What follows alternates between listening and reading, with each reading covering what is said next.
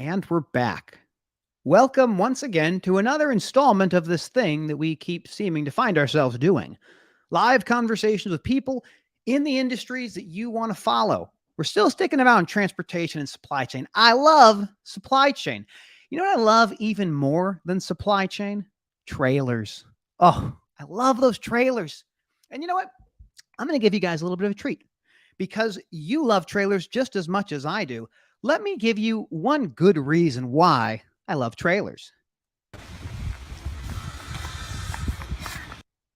That, dear friends, is my very oldest son, Michael, running back and forth in my old yard in Bedford Park, Illinois. 5 acres, hundreds of thousands and thousands of trailers over the years have come through those giant metal doors. Because here's the thing. Everything that you own probably came on a truck. Maybe it was a container first, and then it got unloaded, repackaged, put into a dry van, maybe got into a little bit of less than truckload LTL business. But everything comes on a truck. Driving a commercial vehicle is one of the most challenging and dangerous jobs in the country. Top 10 most dangerous jobs is driving a truck. And yet, for high school educated men, operating a commercial vehicle is the most common job in every single state. And in less than a month, we have something called International Road Check. The Commercial Vehicle Safety Alliance does a international road check once a year, and they do a blitz of inspections on commercial vehicles in the United States, Mexico, and Canada.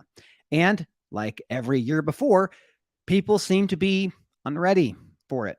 1 in 5, about 20% of all commercial vehicles that are inspected during International Road Check will not meet the safety requirements that are part of the FMCSA, the Federal Motor Carrier Safety Administration. You have to take maintenance and repair seriously. So you have 2 more weeks, and then it happens. Speaking of 2 more weeks, the virtual Diesel Expo hosted by Diesel Laptops is coming up. And guess who's going to be stopping by to run a conversation on International Road Check? That'll be me. And then I'll be helping moderate a conversation over the right to repair. You know how you buy something and you want to fix it, but you're legally prohibited from fixing it because you don't have the right to repair it? Oh, you don't like those? Yeah, neither do I. So many states are now putting in place laws to allow you to fix the thing that you bought. And as I always say, the aftermarket is where all the maintenance and repair gets done. And I'm a big fan of right to repair. And we'll talk a lot about that in the upcoming weeks. Lastly, I was part of a panel discussion. It was the high rail and roundtable. We talked about some of the recent disasters and derailments in the East Palestine, among others, talking about what to expect in the world of 24/7 media when catastrophic things happen. If you missed that, we'll make sure to have a link in the show notes down the road. But enough about that. Look, the guy I have coming in here today, Shannon Breen, founder and co-CEO of Freightvana, one of the most interesting freight companies out there today. Why are they so interesting? Is it because he has a great background from Knight and Knight Swift? That's interesting, but not quite there. No. Dear viewers, you know why I'm excited. He's got the trailers. Remember, trailers are everything. Now, I am so grateful for you to tune in like you do every week. If you can't watch us here live on LinkedIn, we're also on live streaming at YouTube and on Twitter. And of course, we take the audio only version of this. We pull it out, we extract it, we make it into a podcast. That podcast is typically available within a couple of hours after the recording is done, provided I go off there and do it. But without further ado, let's bring on my buddy, Shannon. How are you, sir? I'm good, Matt. It's awesome, man. It's the first time we've ever done this, and I feel like we've known each other for years, so this is cool. We share a kindred spirit. Okay, we were talking before you came on the show today, and there's people in the comments. We're going to throw them up occasionally, but thank you, Ricky. Great to see you. Nicholas, great to see you. Let's talk about this. When did you get into supply chain? Did you know that once you got in, you were never going to get out? No, I wouldn't say that. I don't know. I've always had like entrepreneurial spirits. I got in supply chain back in 2012 in the summer. I love the chaos, right? So I worked a lot, entrepreneurial spirit, Worked a lot in the restaurant industry when I was younger, so that kind of chaos suited me. Did And you wait so tables? bartended, yeah, Okay, there you go. bartended through, late and early college and even after college for a few years part time. And I love the chaos, right? I've loved the moving parts, and honestly, it just felt like home. I was in a pure finance job prior to getting into supply chain, and it's one of those things with like your background when you can do the work and then you realize that you maybe don't love the work of just pure finance, right? And so as I transitioned and had the opportunity to join transportation, it was I didn't have any experience, knew nothing about it, knew none of the terms, which made for some very interesting first few months, like it does for everybody else, especially when you're presenting in front of like a few hundred people. Intentionally, your leadership puts you out in front of the stage to try to sell things you don't even know what you're selling. So it was a real growth opportunity for me. Loved the business, loved the people, loved the chaos, and then honestly just loved the optimization opportunities that presented themselves over the years. Both the tech side, the people side, all of it was just something that I really gravitated to. Yeah, I love that because I got into the business myself in 2012, right? So I left the practice of law that I had been doing for most of my career. Now, I had represented trucking companies, but never really been inside the business. And I went to work with my father. And that little video I started off with, that was at my father's facility when we had, all these trailers all around. And I loved the aspect of you be able to see the work that you do, right? You get to. Yeah. When you got into Knight back in 2012, like, did you think you were going to be here forever? I'm pretty committed kind of guy, so I don't know, be here forever, but I just love the industry and the people. And even a couple years in, I'm like, man, I really love this. And saw as I started to understand the business more, just really got deeper and deeper into it, especially on the tech side, right? Spent a lot of time on TMS optimization. And so I fell in love with those pieces, and I just was like, man, this is something I can do. And teams grew, and my career grew within the walls of Knight, and then Knight Swift after the merger. And yeah, at that point, I was like, man, I'm kind of hooked, like many are once you get into transportation. What was that merger like between Knight and Swift? I mean, take us back. What was the feeling when that deal started to come together? Yeah, I mean, for me, it was a great opportunity, right? Trying to figure out kind of what the next thing was in my career. My boss, the CFO at the time, was like, "Hey, we got some big stuff coming." Didn't know what it was. When it found out it was kind of down the street, it's odd because, right, you compete against companies all the time, but this one was unique because of the history between Knight Swift and only being 20 or something, 25 miles apart from HQ to HQ and all of that. So as we started to uncover that, it was just another big door opened, opportunity, problem solving. Started working with those teams and really got excited about the opportunities. And so I spent a large amount of my time within the Swift building for years. Prior, a couple months prior to the merger, as you work through the synergy teams, and then after. So for me, it just was, Swift had all the size, right, of the biggest really in what Jerry had built there. And so being able to look at something that large and figure out, okay, how do we bring this together was an incredible challenge. And from an education perspective, I tell people all the time, like, that merger was better than any college education as far as like trial by fire and the lessons learned on both people, systems, business, all of it. It was an incredible learning experience that helped grow me a lot. I can't imagine, like, you have that takes into one of the largest logistics companies ever. And just a couple weeks ago, we see Knight Swift acquire US Express, another incredibly big deal. Is it just this race to get whoever can get the biggest possible business at this stage?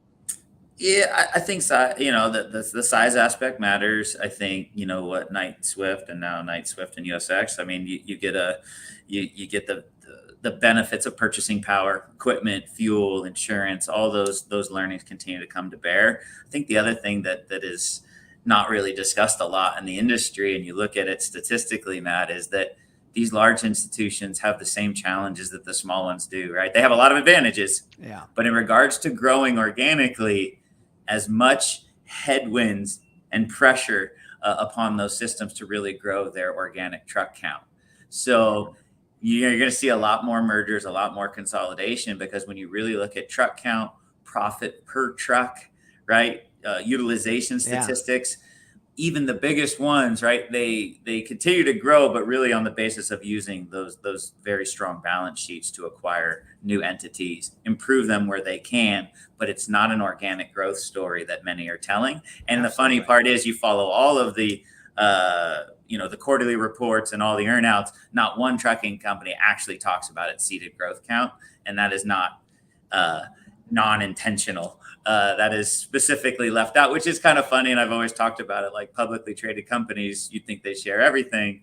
They don't share those seated truck counts because that's not the highlight. It's not a great story when like you hire 10 people and 12 of them quit. I mean, this is the big challenge of our industry. And you mentioned, like, I love you talk about equipment utilization. Like the best run trucking companies, they're slip seating those trucks. Like there's one guy or gal sitting in that seat and then they punch out and another one hops in there. Or if you're doing over the road teams, like that's the idea of how can you get assets to become better utilized? And I'm really curious to get your thoughts. So automation is something we talk a lot about in the industry. A lot of people go, oh, it's years and years and years away. But you with the finance background, the biggest cost in trucking, besides fuel, it's labor. So if we can actually get this thing to work, do you see this as a faster moving approach than most people? Or do you think we're still 5-10 years away from this really mattering? I still think we're 5 to 10. And I probably fall in the camp that I think that technology will be there before the legal aspects are there to support, right? And I think the best analogy, the one I've heard, the ones that I've heard people that I used to work with say that really kind of speaks to me is the airplanes. Yeah. Right. Like airplanes haul a few hundred people. There's 2 pilots in every plane. And if anybody knows anything about planes and how the technology in those planes, you really don't need pilots to take off and land. So then the question is, why do I need pilots? And why do I need 2 of them? Right. And you've got the unions involved, you've got legal involved, and no one's getting on a Southwest or American flight with no pilots anytime soon. That's true. Right. No one's even talking about that. Right. Also, not the biggest part of an airline, but a huge part is the pilots and all the support staff, mainly the pilots. So I think, you probably see a change in the type of driver job before you truly see just a bunch of semis rolling down the road with no drivers and wildly accepted in all major markets and metros. So. That's the key piece is like, even if the FMCSA comes out and says, okay, we're going to put together some rules of how level 4 and level 5 automation are going to happen, a local state be like, I don't care. I don't want that. I'm not going to let it happen. And you see California making moves. So I think you're right. I think the technology may get us there, but the legal side, it will take some time. I like to look at like ChatGPT is a good example. So people for really recently were using ChatGPT to make complaints and legal stuff. And then the lawyers pushed back and said, no, you're not going to automate us yet. And so they pushed back. And now if you ask the program legal advice, it says you should probably get a lawyer. So at least for now, the truck drivers are safe. All right, let's talk about your career because I'm fascinated by this. So you get to a place where you are, before you leave Knight-Swift, what were you doing in that role? Yeah, so I'm responsible for all of third-party logistics for both brands, right? We had stood up a large power-only product there. We built a technology team to help do some bespoke projects internally and kind of handle it almost like a skunkworks type deal where we could, you've got your traditional let's say IT groups that do a lot of maintenance and innovation. But what you find in a lot of big companies, big, medium, or small, I'd say, Matt, is they have a really hard time innovating. So we created a technology group. We had done a power only, started to build that platform, that model. We done some automation, kind of like, your TMS, your automated load booking, offering systems, and had built that under the purview. And then for a couple of years, I actually had responsibility over intermodal as well. So that was kind of the career. And for some people, I guess they look at that and say, hey, that's great. Everything's good. But for me and my co-founder, John, I just think we saw a different path and a different purpose, different fulfillment loop. And so we're like, hey, what if we just trade all this in and go do our own thing? And so we did. That's incredible. Well, so power only, for those who aren't familiar, so power only is the idea of an owner operator, for example, would bring their truck and then you would help them, use your equipment, your trailing pool to make moves. So this is the idea of very historically, if you're an owner operator, you don't get access to drop and hook. I mean, the idea that you get to stop someplace, drop something off, pick something up and get going, unless you're on the intermodal side. Like if you're moving chassis from the pool, yeah, maybe you get some drop and hook. But when you stood that business up, did you realize that you were on the cutting edge of the trends that we're going to see? Because every major motor carrier now that has capacities is making this kind of power only offering. Yeah, I wouldn't say it was in the front end. I mean, we've had discussions, and you got to have the capacity, you got to have the network. There's so many pieces that go into it, right? And that's what was the learnings that I was able to have inside the walls of one of the largest trucking companies in the country, right? Even though you've got the advantage of size and scale and density and facilities and there was still so much to be explored and uncovered. And I think that's where, yes, a lot of people are excited about the marketing and the sales aspect of what power only is. But I always kind of shudder or tell people, kind of pause and say, hey, but you don't realize, I use this analogy all the time, Matt, it's an iceberg, right? And you get excited about the 15, 20% that sits out of the water. It looks really pretty as you're going by it on the boat, but we don't realize there's 80% of the iceberg on maintaining equipment and what that means and what you need. And if you don't pay attention to that 80% below the water, that's the one that takes you to the bottom of the sea. You know what I mean? So absolutely. The excitement level is only matched if you're really addressing the 85 other percent. And honestly, most folks kind of just get the allure and the excitement about marketing and sales, which, hey, I'm all about that as well, as you know, but there's just more to be had and more to build if you want to truly be different. Okay. Now, speaking of building, so you leave, again, one of the most successful, largest motor carriers that has ever been out there, and you start a company, Freightvana. Why would you do this? Why would you expose yourself to the suffering of being an entrepreneur? Yeah, I think for years I kind of watched a lot of really successful or unsuccessful businesses in the space kind of go through their maturation process, right? Their marketing and how they're going to change the game. And I just constantly kind of kept coming back to this idea that I think there's an ability to create a unique marketing and, more importantly, operating model in the industry. Right, the operating model of a traditional broker, the operating model of an asset carrier, and even an asset carrier with a brokerage model. Like, I had seen and lived that world, and I felt like through tech, through the platform, through incentives, through everything, we could build a different type of ecosystem. But we would need the right partners to do it, because it would be capitally intensive, and we wouldn't be able to sell on the same basis of being just a pure tech play. Right, democratizing freight with all the AI and all the algorithms that we're going to eradicate humans and be the one platform to solve all problems. That's right. It's like the one ring in Lord of the Rings. Like, you just need one platform to rule them all, one platform to find them, one platform to bring them all, and in, I suspect, freight, bind them. So you start this company.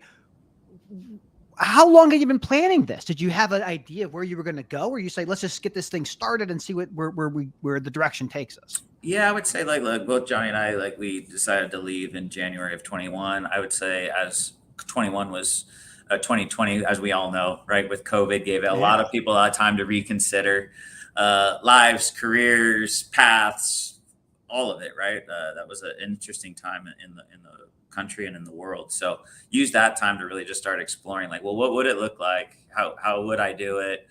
What are the risk factors, right? I got little kids at home. You got your little ones, right? Like you start to make a decision like that for a career that you've built and got to a certain point over 20 years. It's a big move, but I think the partnership with John, understanding his skills and abilities, kind of, we already had a relationship. Him and I have known each other since we were 10.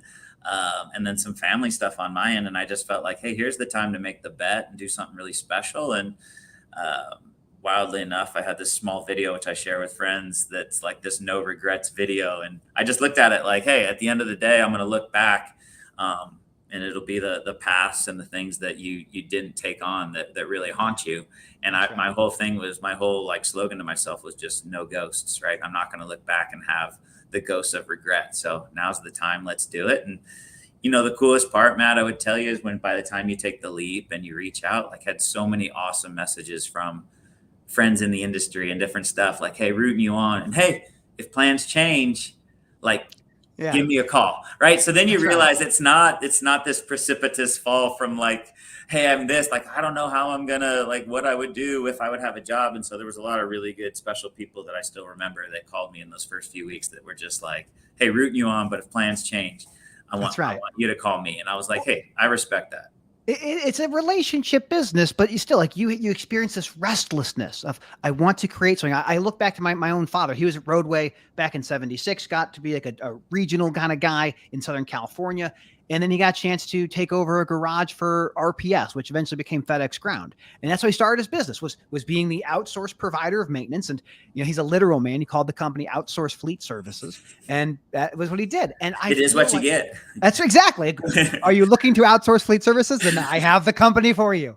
And it's incredible you start that journey because you realize that you're not alone. There are so many people that want to see you succeed. And I think one of the things that's been so successful for Freightvana is how you communicate about your company out to external stakeholders. Like, your marketing is different than anything else I have ever seen. And I want to say, it shames me that you're not just taking pictures with thumbs up next to a big truck. Like, that's all you need. Then you start innovating. So tell me about, what is this philosophy on the marketing side for your company? Yeah. So I love that you asked that, right? And that's a huge strategic, and has been an incredible feather in our cap here, right? And I'll share a couple ways why. Number one, you start with no brand, right? Now, Josh on our team, I've been with Josh since the summer of 2012. We both started at night, right? And so Josh, our director of recruiting, but also of marketing, right? And so some people are like, wait, well, no, we have separate divisions. And said, well, hey, we're a startup. We don't, right? So Josh has this passion for images and videos and creativity that you've seen.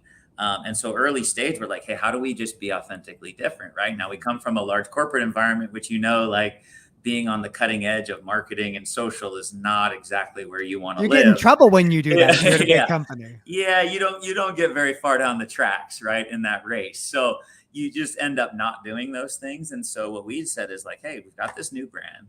We've got this really cool logo that our own team made in the first week, which is a separate, really cool story. How do we tell our story? How do we do it in a fun way? How do we cater to people that are looking for something different in the industry? And honestly, it comes back to that old school business mentality you probably talk about, like, in your family. Like, people want to work with people that are, like, authentic, they can trust, and, like, have a good time. And so for us, that's how we promoted, that's how we started our marketing campaign. And not only externally to shippers and carriers that see us come about and what we talk about and how we talk about it, but honestly, it's been huge on the recruiting front for us too. So now, as we gain our steam, right, and we've grown exponentially since we started, like, people also come into interviews and they're like, man, your group is this. And then they get to experience the office and they're like, well, this is cool. Like, I would usually the recruiting and the marketing is one thing, and then the reality is another. And like, Josh and I's entire passion was like, hey, how do we keep that interconnected? So like, everything that we're talking about is authentically ourselves. And when people show up, they see that too. And so that's really been our superpower on both the marketing, recruiting, customer acquisition front.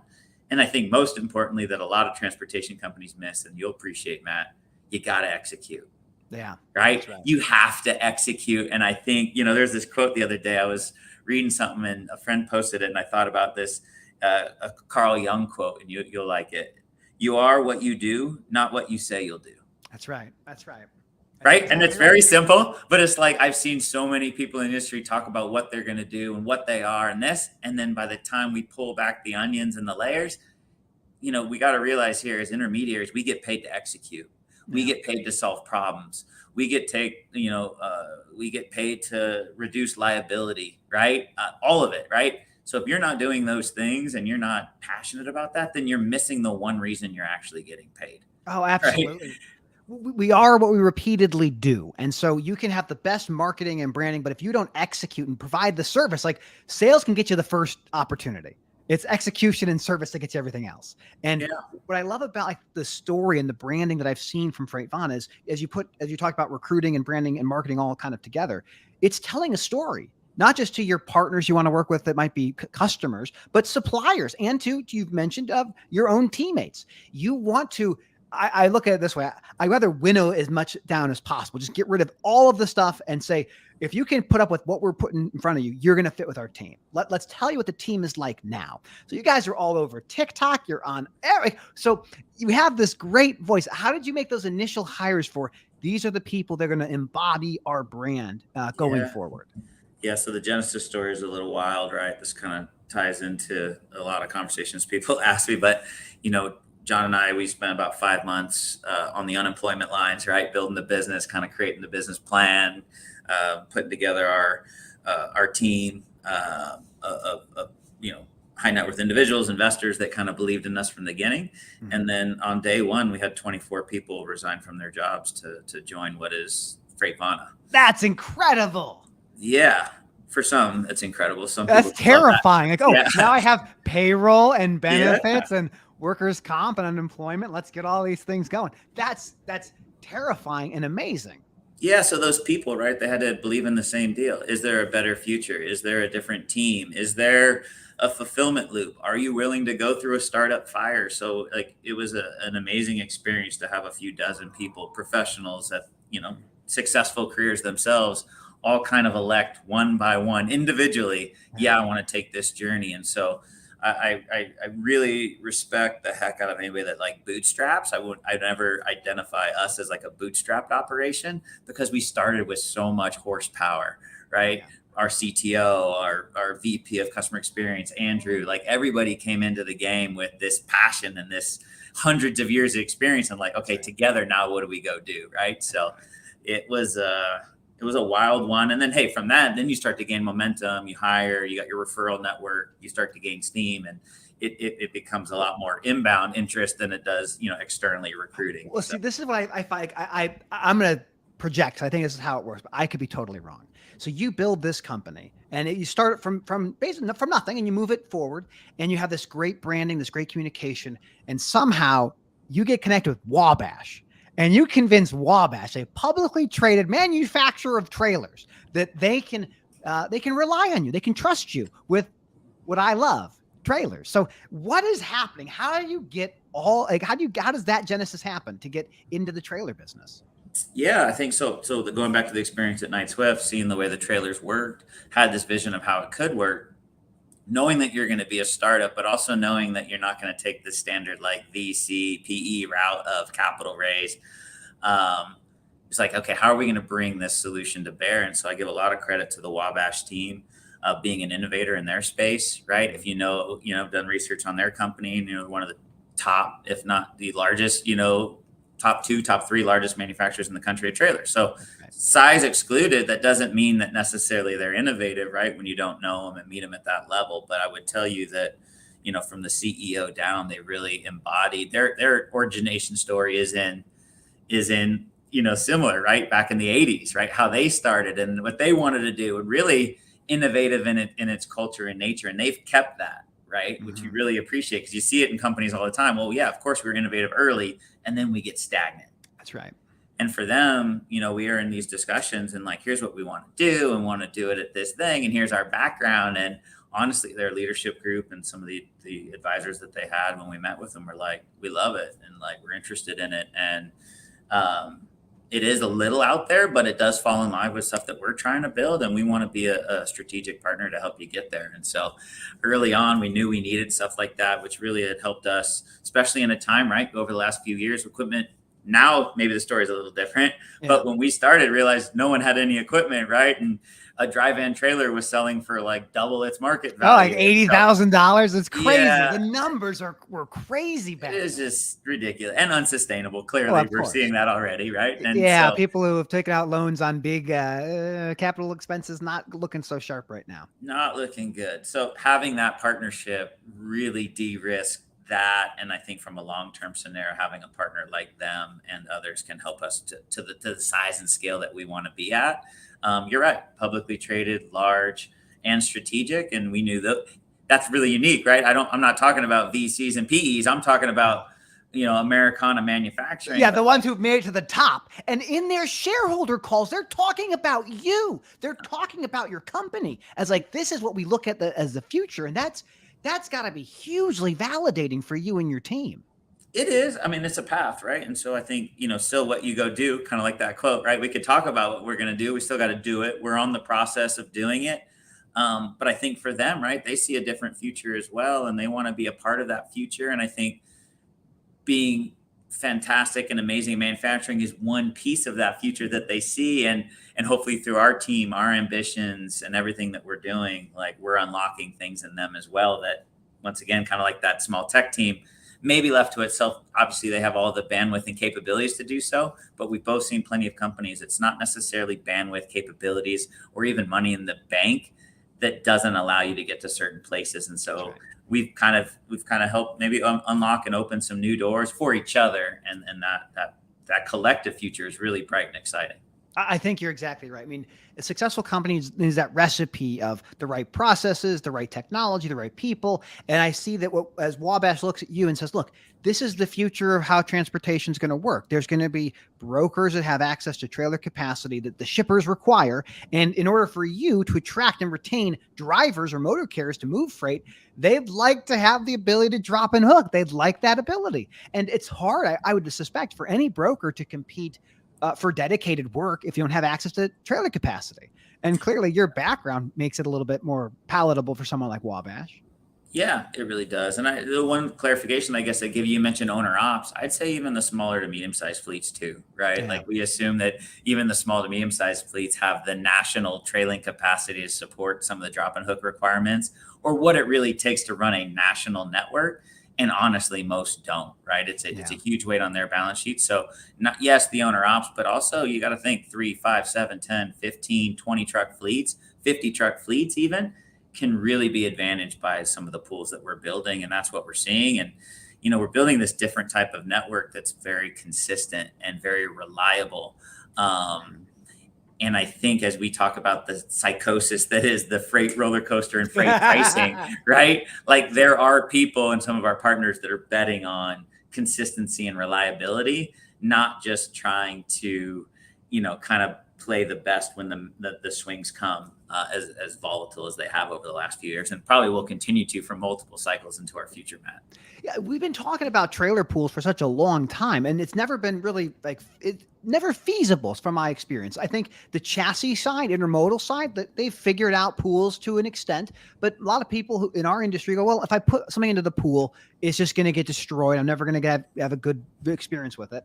But technology has changed that. Like telematics is a really good example. I think it's like less than 30% of all trailers out there have some form of telemetry. And that's absurd. Like you can know so much more about your box if you have the connective system. So how has that impacted your guys' business, having telematics on these trailers to say, okay, this is the stage it's at, here's where it is, go grab it or whatever?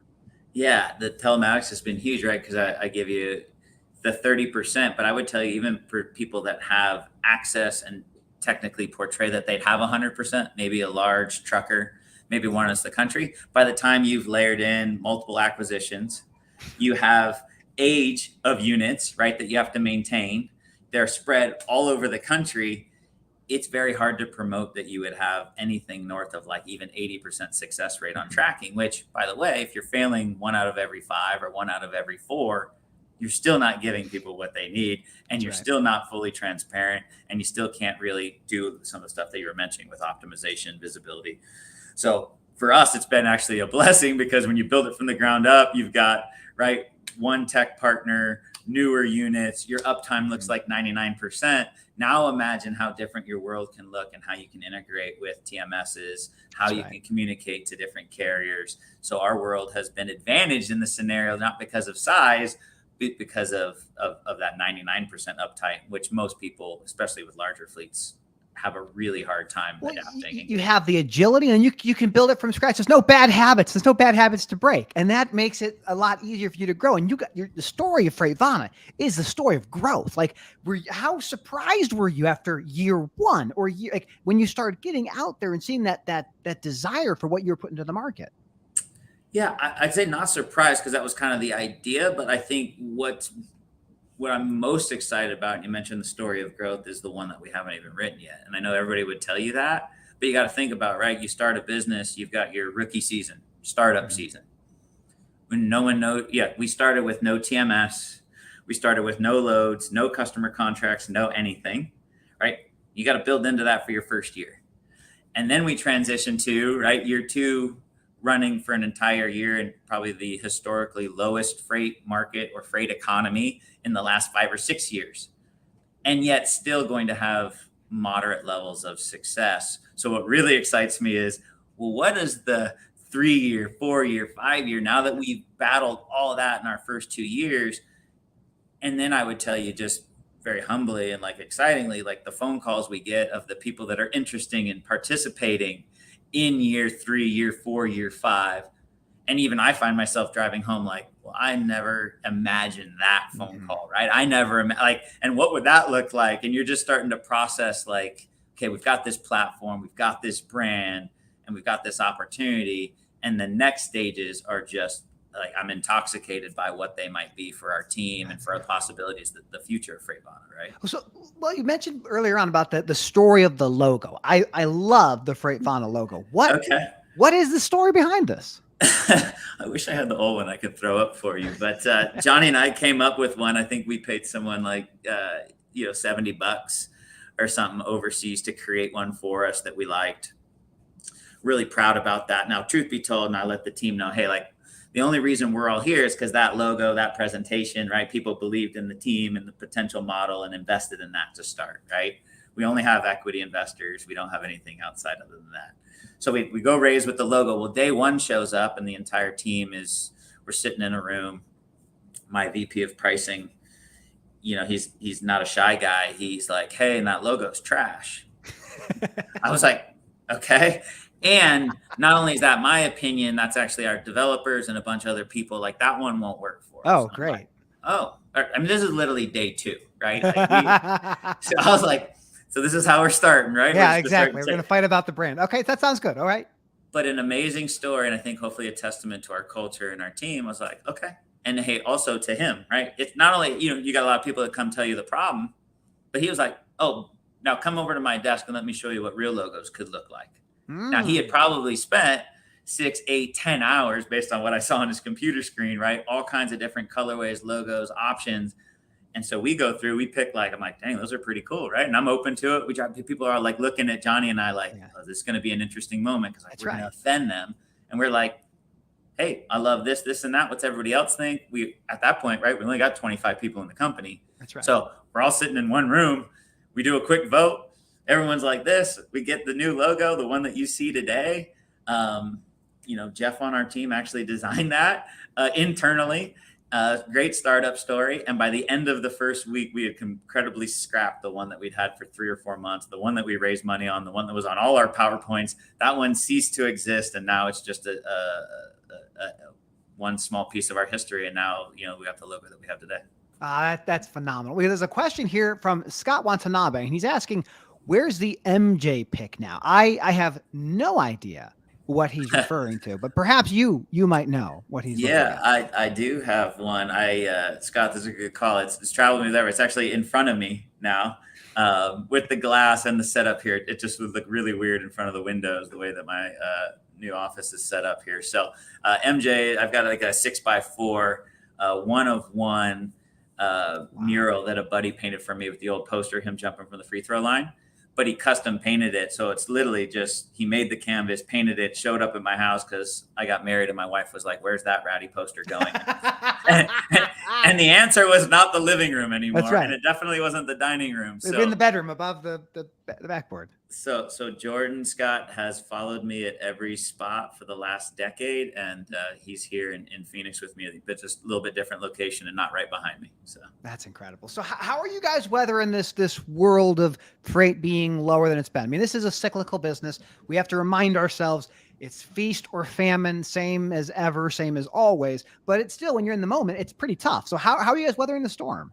We're doing good. I mean, honestly, I think it's a testament to our model of transparency and trust. I think it's a testament to our execution, right? Doing what we say we're going to do, and not even just doing what we say we're going to do it at like an elite level where people, right? We're easy to work with. We solve problems. And people know that we care about every load that they give us. And so I guess the best thing that happened to us when the market started to do this, and you're working with some of the, medium and small and large companies in the country, is that we live by our creed. And so when they go into bid events and they go into stuff, right, just like happens in every other market, if you're providing value, if you haven't created problems, there's going to be a subsection that people go try to find the bottom on. Mm-hmm. But for our committed freight, the lanes that we had, the freight that we were looking at in our network, a lot of our partners not only allowed us to retain that at a competitive price, even found new ways to grow us. And so that has been the amazing testament of us, even in a tough market, is winning with our partners, because you know what the cool part is, Matt? They too are as excited about our model and what we're doing and what we're building and what it can become. Because we talk about consolidation and these big companies getting rolled up and rolled up. Well, who's going to be a growth company with a unique operating model that does have trailers that you can bet on, that isn't under a massive conglomerate anymore?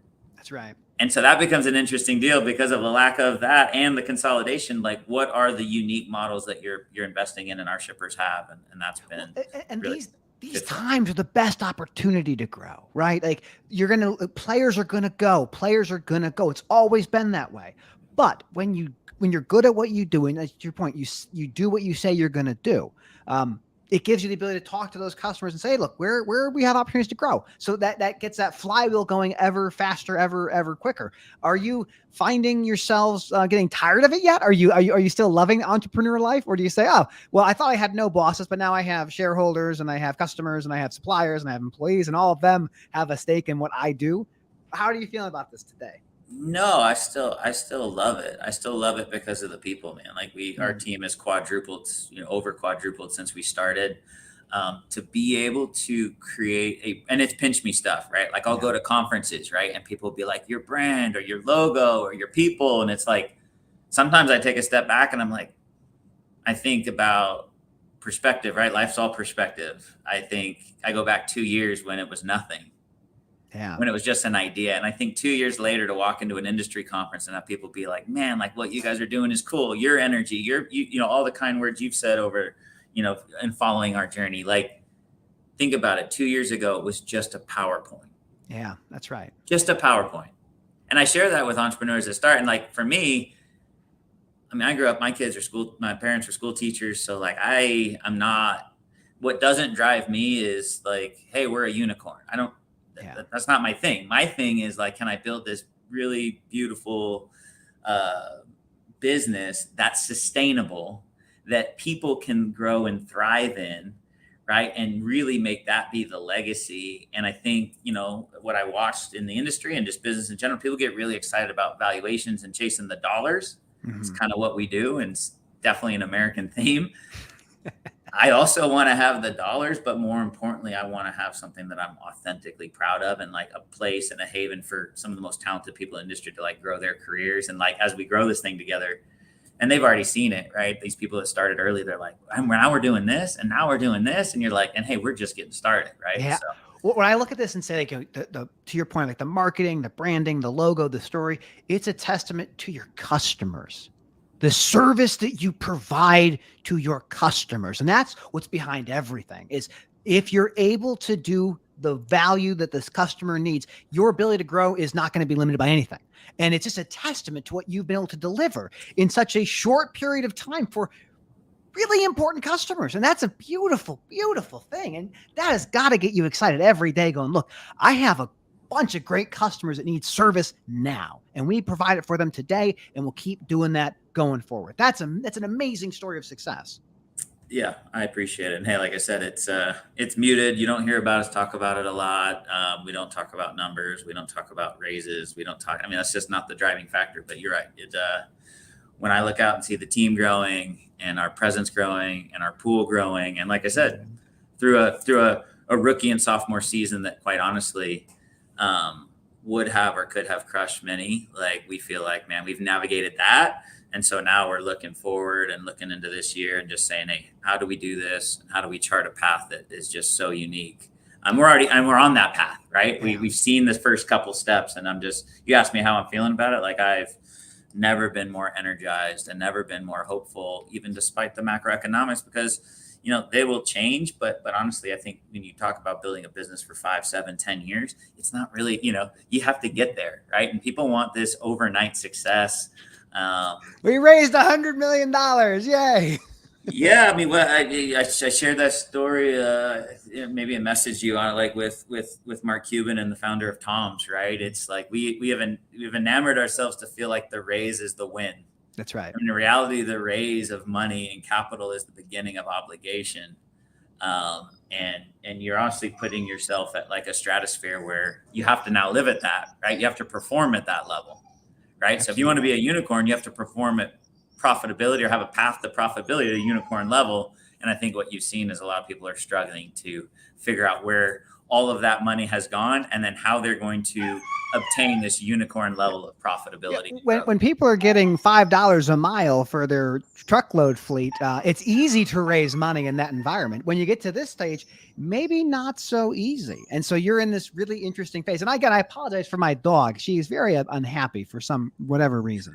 But let me ask you this. So one of the things I admire the most about Freightvana is that you've been able to make this business cool. Like, this business is generally not considered very cool. Like, finance is interesting. These other things, not so much.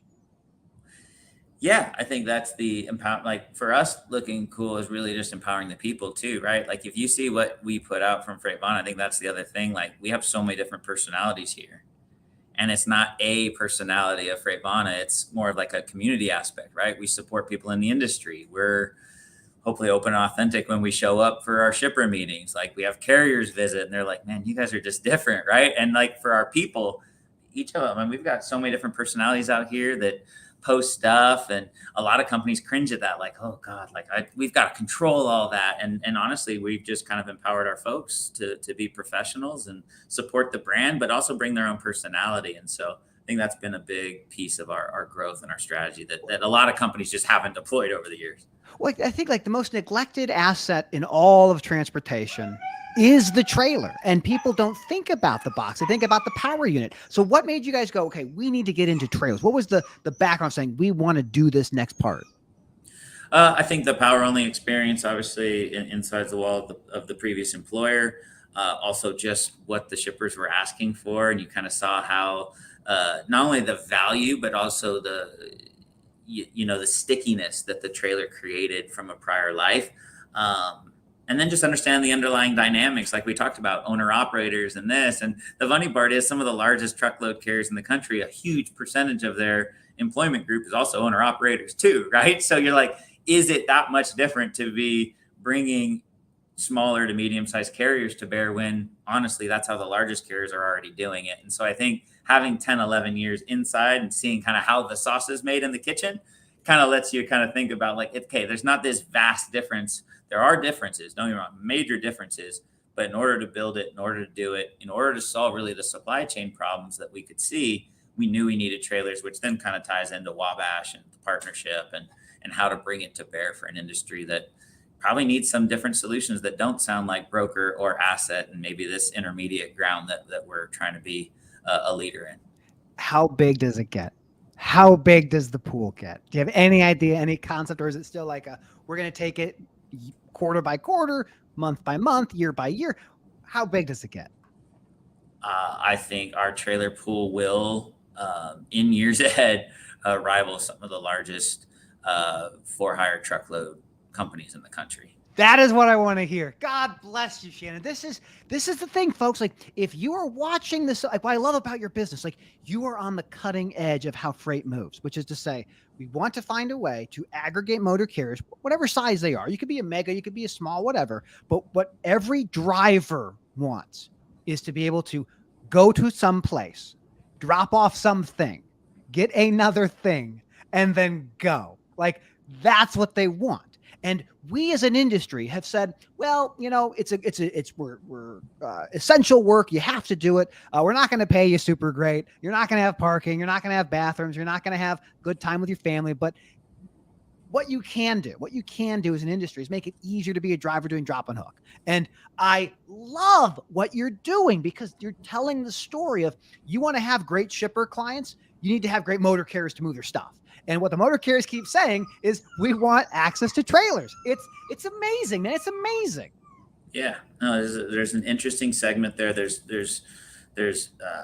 other facets of that, right? There's on the operations side, because of COVID, you got lack of manpower. So you're right, those trailers even become more valuable to the shippers, the operations of the facilities that are moving the products, right? Because they need flexibilities in schedules, having after hours groups and crews that used to come in. Like, you go to any manufacturing facility and tell me you don't see a "Hey, we're hiring" sign, right? Still, right? So they need the flexibility, because they can't do live loads all day long, or they don't want to, right? So you've got that flexibility on both sides.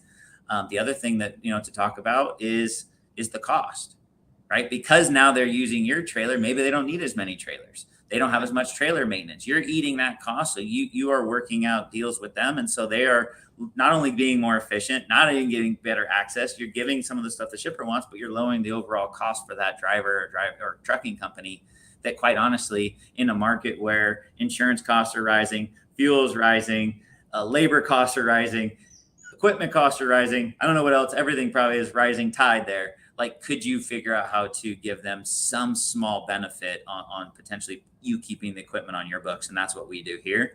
And so that has been another one of those trade-offs that I'd highlight for you as we build this massive network. Again, like I look at this and the future that we hear talked about, and this dog is so unhappy. She really like my mom has come and delivered groceries for our family. So I'm very blessed for this, but I'm reluctant with this dog. But here's the thing. The future is connected, autonomous, shared, and electric. Whether you're talking Daimler, you're talking Cox Automotive with Case or Aces, this idea of having access to equipment without having to own it, this idea of sharing. You guys are on the cutting edge of this aspect of utilization through multiple people having access to it. Did you go in there like thinking this is the thing we want to have in terms of the asset capabilities? Did you know you were scratching that trend and force that is shaping supply chain? Absolutely. I mean, we knew where we were leaning. We knew where we wanted to go. We knew the people we wanted to talk to get there. We knew what we didn't want to be, right? Sometimes I think in business, it's fun too. Like you always like, oh, here's what I want to be. Here's what I think a lot of the learnings in business that are amazing are like really taking assessments for what you don't want to be, how you don't want to build it. Mm-hmm. So getting a chance to really study multiple models, living in a certain environment, I think you can really start to take the bits and pieces you like, you don't like, and then you can reconstruct this thing that that we call Freightvana for us. And that's really been the inspiring part is like, can you do something different in an industry that, quite honestly, the copycat, type copy paste does work. And I think the question is, hey, does something wildly different work also? And that's kind of what we're trying to test out here. I think that you guys have done an absolutely phenomenal job. Like I follow so many of your folks on LinkedIn and other platforms, and it's just prolific the way that you celebrate when you bring in new people, when you win big things. This culture of success, like has been a conscious decision for you guys. Like this is how we want to structure this business to be unlike anything else that's out there.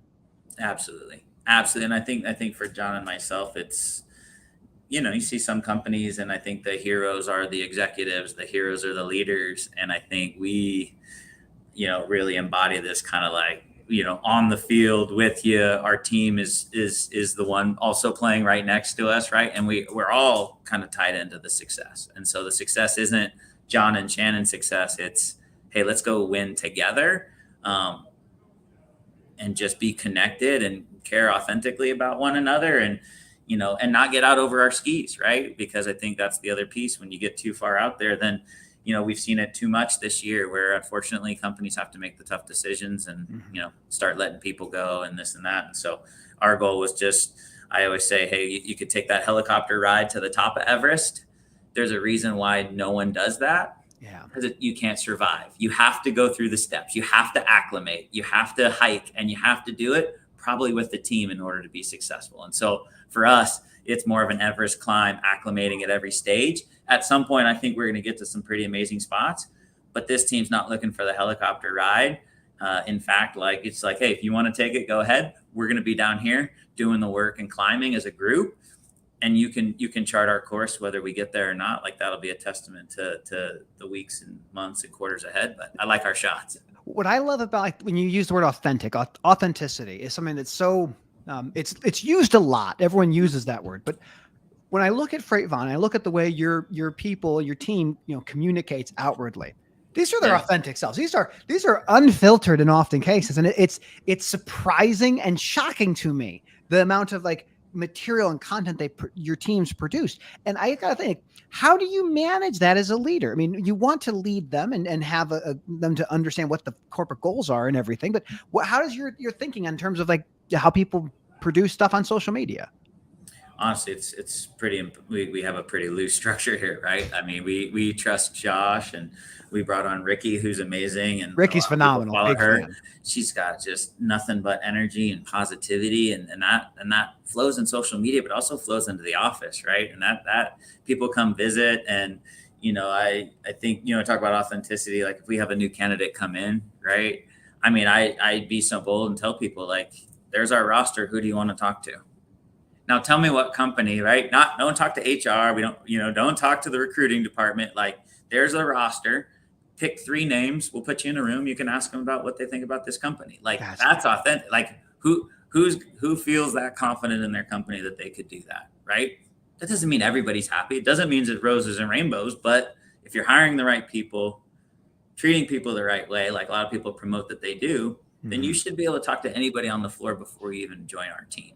And that's kind of what we promote. Like imagine just looking at a roster at any job you've ever had and be like, I'll take 87, 45, give me 128.